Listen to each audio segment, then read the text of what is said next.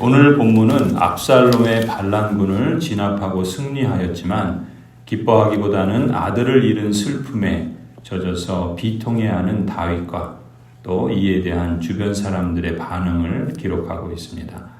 이 본문이 주는 의미들을 우리는 교회 직분자가 갖추어야 할 바람직한 태도와 연관시켜서 적용해 보려고 합니다. 이 다윗은 왕으로서 승전한 군대를 맞이하고 상을 베풀고 또 치하를 해야 옳았습니다. 하지만 아들 압살롬을 잃은 슬픔이 너무나 커서 밖으로 나오지도 않았고 그저 통곡하며 울기만 했습니다. 군인들은 반란군을 제압한 승리에 대해서 기뻐하는 내색도 못하고 오히려 패전한 병사들처럼 조용히 성읍으로 돌아옵니다. 목숨 바쳐 싸우고도 죄인처럼 주눅 들어있는 병사들을 보고서 군대 장관인 요압이 다윗을 찾아가서 항의를 하지요. 요압은 개인적인 감정에 사로잡혀서 목숨 바쳐 충성한 군사들을 부끄럽게 하지 말고 이제라도 나가서 군사들을 위로의 말로 격려해 주라고 충언을 합니다. 이 요압의 말을 보면은 요압의 말에는 다윗을 향한 그러한 진정성 있는 마음도 있지만 다른 한편으로 보면은 요압은 거기 보시면은 7절에 그러죠. 이제라도 일어나 밖으로 나가서 임금님의 부하들을 위로의 말로 격려해 주십시오. 여기까지는 좋았어요.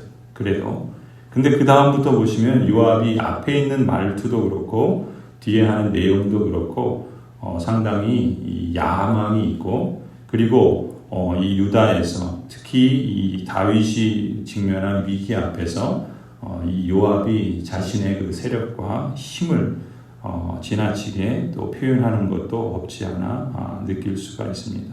요압이 그러죠. 제가 주님의 이름을 걸고 맹세하지만 지금 임금님께서 밖으로 나가지 않으면 오늘 밤에 한 사람도 임금님 곁에 남아있지 않을 것입니다.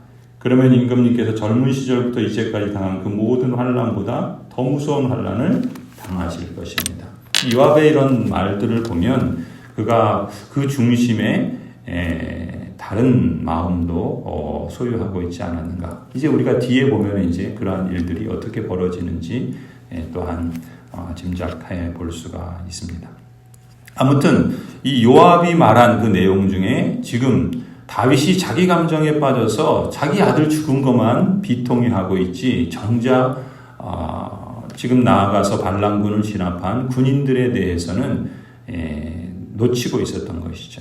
그래서 그들에게 나가서 그들을 격려하는 위로의 말을 전하라 하는 이 요압의 그 항의에 대해서 이 요압은 다윗에게 정당한 또 합당한 말을 한 것이라 볼 수 있죠. 압살롬의 아버지로서 계속 슬픔에 빠져 있지만 말고 다시 백성들의 왕으로서 돌아올 것을 촉구한 것이라고 볼 수 있습니다. 이런 점에서 보면은 이 교회 직분자가 그렇습니다. 교회 직분자는 때때로 자기 감정에 휩싸여서 자신의 책임을 잃어버리지 않도록 늘 유념하고 또 조절할 줄도 알아야 하겠지요. 이것이 오늘 본문에서 우리가 교회 직분자로서 바람직한 태도의 내용임을 또 배울 수가 있습니다. 계속해서 8절을 보시면 이 다윗 왕은 이 요압의 그 항의와 충언을 받아들이죠. 그래서 성문 문루에 나와서 백성들을 이제 격려합니다. 이 고대 사회에서 이 성문 문루라고 하는 것은 여러 가지 의미가 있는 장소입니다. 물건을 매매하기도 하고 어떤 행정을 집행하기도 하고 거기서 또 사람들이 모여서 집회를 하기도 하는 주 무대가 바로 이 성문 있는 곳이었습니다. 그러니까 그 성문 문루에 서서 다윗이 서 있는 것을 볼 때 이제 다윗 왕이 자신의 임무를 다시 수행하시는구나 라는 것을 의미할 수 있고요. 또 왕이 백성들과 만나는 장소였기 때문에 왕의 그 재판을 행함으로써 왕의 직무를 해나가는데 그 모습을 이제 모든 백성들이 특히 이 다윗의 부하들이 보고서 이제 왕 앞으로 나아오게 되지요. 이 요압의 그 충언이 비록 거칠고 또 무정한 면이 없지 않습니다.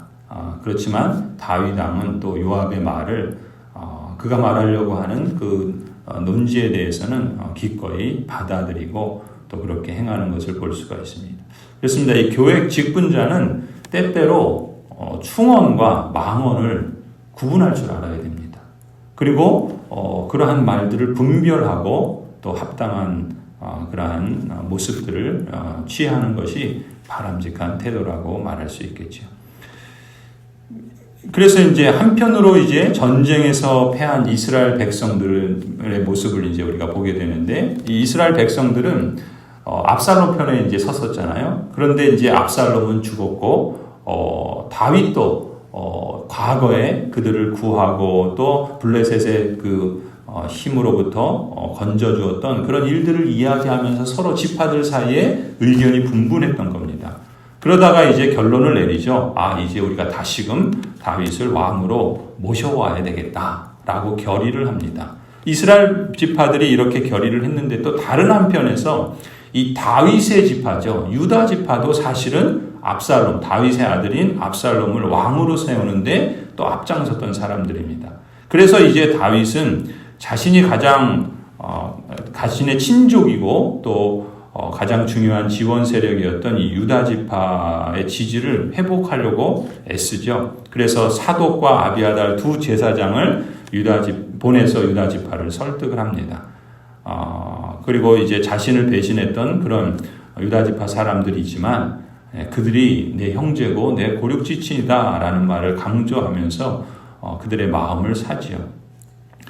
사실 요즘 세태를 보면은 형제나 고륙마저도 이해관계를 따져서 서로 싸우는 일들이 없지 않지요. 그러나 대개의 경우 피를 나눈 형제요 또 고륙만큼은 이해관계보다는 그래도 형제를 중시하는 것이 또 인지상정이지 않나 싶습니다. 교회는 어떤가? 이 교회는 전혀 혈육이 통하지 않는 혈육으로 이루어진 공동체는 아니죠. 교회라는 이름의 공동체는 그런 점에서 좀 독특한 공동체이긴 합니다. 그럼에도 불구하고 이 서로의 필요와 이해관계를 따라서 우리가 서로에게 형제다 자매다 그렇게 부르는 건 아니잖아요. 교회에서 서로의 필요를 또 이해관계를 따지기 위해서 교회 나온 사람이라면 그 사람은 진정한 신자라고 볼 수 있겠습니까? 아무튼 그것보다 더 중요한 것이 있지요. 그것은 무엇인가? 예수 그리스도께서 피값으로 사신 교회죠. 예수 그리스도의 값진 언약의 피로 맺어진 공동체가 마치 운명 공동체와 다름없는 것이 바로 교회라고 볼 수 있습니다. 그렇게 본다면 예수 그리스도께서 값진 희생으로 이루신 교회라고 한다면 더더군다나 교회는 자신의 이해관계를 따라서 자기 주장을 앞세우기보다는 그리스도의 뜻을 따라서 자기를 부인하고 교회의 부르심 그리고 하나님께서 교회를 이 땅에 보내신 그 사명을 이루기 위해서 함께 동역함이 마땅하지 않겠습니까? 더군다나 성령께서 하나 되게 하신 것을 힘써 지키라 하신 말씀대로 순종하는 것이야말로 가장 바람직한 태도라고 할 수 있겠죠. 아무튼 이처럼 다윗 왕은 압살롬의 반란으로 야기된 이스라엘과 또 유다 지파의 분열을 하나로 모으려고 이제 애를 씁니다. 그 방법 가운데 하나가 무엇이었습니까? 왕이라는 지위와 힘을 동원해서 억지로 하나로 만들려고 하지 않죠. 오히려 포용하고 또 용서하는 길을 선택하지요. 그래서 모두가 하나가 되도록 다시 하나가 되도록 힘씁니다. 그 가운데 하나가 다윗 왕이 심지어 이 압살롬의 이 반란을 주도했던 사람 아마사죠. 이 아마사는 압살롬의 군대 사령관이었습니다. 이 압살롬의 군대 장관으로 반역을 주도했던 말하자면 반란군 그 총사령관을 다윗은 자기 부대의 총사령관으로 군대 장관으로 임명합니다. 자신을 반역한 아마사를 요압을 대신해서 이스라엘의 군대 사령관으로 세움으로써 그건 무슨 의미겠습니까? 반역자들에 대해서 자신은 보복하지 않겠다. 보복 의사가 전혀 없다라는 것을 실질적으로 보여준 것이죠. 그러니까 다윗은 먼저 손을 내밀어서 반역한 사람들을 포용하려고 했고 또 이렇게 압살롬 편에 섰던 아마사를 군대 사령관으로까지 임명하는 이 화합의 노력을 기울이게 됩니다. 그러자 유대 사람들은 마음을 열고서 다윗에게로 돌아와 그를 모셔오고 함께 다시 시작하게 되죠. 반면에 이제 이 다윗이 그러면 왜 이 아마사를 요압을 대신해서 군대 사령관으로 세웠을까? 그럼 요압의 마음은 어떻게 했습니까? 다윗의 군대 장관이었던 요압은 아마도 이 일로 인해서 마음이 더 굳어진 것 같아요. 그리고 다윗에게서 멀어지는 것처럼 보이게 됩니다. 다윗이 왜 그랬을까? 여러 가지 우리가 추측할 수 있지만 아무튼 이 다윗은 요압의 힘이 너무나 커져서 이제 그것을 견제하는 것도 없지 않았나 우리가 또 가늠해 볼 수도 있습니다. 아무튼 이 사람을 중심으로 모이는 공동체는 겉으로 볼 때는 하나인 것 같은데요. 어떤 위기 상황이 이르면 속마음이 드러납니다. 그리고 위기가 심각해집니다. 교회가 하나님의 뜻과 사명을 이루어갈 때 직분자가 솔선해서 섬기고 그리고 구심점이 되어 섬기고 맡은 역할을 잘 감당하는 것이 이 바람직하지 않겠습니까? 이때 직분자가 유념해야 할 점이 있죠. 어떤 경우에도 자신의 뜻과 자기 중심성이 앞서서는 안 됩니다. 하나님의 뜻과 사명보다 앞서지 않는지 그런 점에서 직분자는 늘 자신을 성찰해야 돼요. 그러지 않으면 자신의 뜻이 앞서게 되고 자기 중심성이 앞서니까 그러니까 서로 갈등하고 서로 싸우고 결국 교회 공동체도 사람이 모인 곳이다 라고 하는 이런 안타까운 말들이 전해지고 그 공동체는 무너지기 마련입니다. 그렇습니다. 교회 공동체는 사람이 모인 모임입니다. 그러니까 자연스럽게 사람을 중심으로 여러 다양한 그룹들이 생기기 마련입니다. 그럼에도 불구하고 우리가 기억해야 할 건 뭡니까? 교회는 사람의 모임이기 이전에 하나님의 택하심과 부르심을 받은 구별된 그런 점에서 거룩한 공동체라는 사실을 기억해야 됩니다. 하나님의 부르심과 보내심의 목적을 위해서 모인 공동체라는 것을 기억할 때 무엇보다 중시해야 할 것은 무엇이겠습니까? 하나님의 뜻과 사명보다 어떤 사람도 어떤 사람의 자기 주장도 어떤 사람의 자기 중심성도 앞서서는 안 된다라는 것이죠. 그것을 분별할 수 있어야 돼요. 그렇지 않으면 결국 그 공동체는 함께 공멸하게 될 것입니다. 무엇보다 하나님의 뜻과 사명을 중심으로 성령께서 하나 되게 하신 것, 성령으로 하나 되게 하신 것은 무엇입니까? 예수 그리스도 안에서 믿음도 하나요, 주도 하나요, 성령도 하나요, 하나님도 한 분이신데 어찌 하나님의 부르심과 택하심을 받은 거룩한 백성들이 자기 주장을 앞세우면서 그룹을 만들고 서로 대치하고 싸우고 공동체를 공멸의 위기로 나아가게 할 수가 있습니까? 어찌 하나님 앞에 무슨 심판을 받으려고 그러한 일을 자행합니까? 오히려 지는 것이, 오히려 굴복하고 또 낮아지는 것이 하나님의 뜻이 아니겠습니까? 교회를 향한 하나님의 뜻과 사명에 충실해야 할 것입니다. 자기 주장이나 자신의 이해관계가 앞서는 경우에는 그것을 철회할 수 있는 겸손함을 갖추어야 됩니다. 그때 정말 겸손해야 되는 거예요. 평소에 겸손한 것은 그렇게 어려운 일이 아니죠. 위기 상황이 오고 어떤 문제에 닥쳤을 때 정말 자신의 뜻을 굽힐 수 있는가, 처리할 수 있는가, 무조건 굽히고 무조건 처리하는 것이 아니라 자기 자신을 성찰해서 하나님의 뜻과 하나님이 기뻐하시는 길을 따라서 굽히고 낮아지고 처리하는 것이죠. 그게 진정한 겸손이고 용기이지 않겠습니까? 하나님의 뜻을 구하고 하나님 앞에 하나가 되기를 힘쓰는 용기 있는 결단, 이것이 직분자에게 바람직한 태도라고 볼 수 있습니다.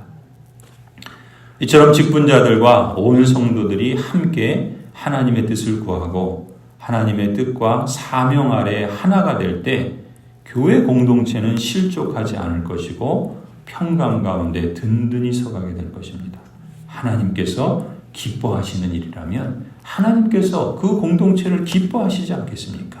하나님께서 기뻐하시는 뜻을 이처럼 복되게 이루어가는 그러한 공동체로 성장하리라 기대할 수 있습니다. 성경은 우리에게 여러 차례 여러 곳에서 우리에게 권면하고 말씀합니다. 그러므로 너희가 부르심을 받은 일에 합당하게 행하여 모든 겸손과 온유로 하고 오래 참음으로 사랑 가운데서 서로 용납하고 평안에 매는 줄로 성령이 하나 되게 하신 것을 힘써 지키라. 몸이 하나요 성령도 한 분이시니 이와 같이 너희가 부르심의 한 소망 안에서 부르심을 받았느니라. 그러므로 형제들아 더욱 힘써 너희 부르심과 택하심을 굳게 하라. 너희가 이것을 행한즉 언제든지 실족하지 아니하리라. 우리 교회가 하나님의 이 부르심의 말씀과 또 우리를 보내시는 그 사명을 이루어가는데 더욱 하나가 되기로 힘쓰고 하나님의 뜻과 또 하나님이 기뻐하시는 그러한 그 사명을 잘 감당하여 또 이루어가는 복된 공동체로 성장해 가기를 간절히 축원합니다.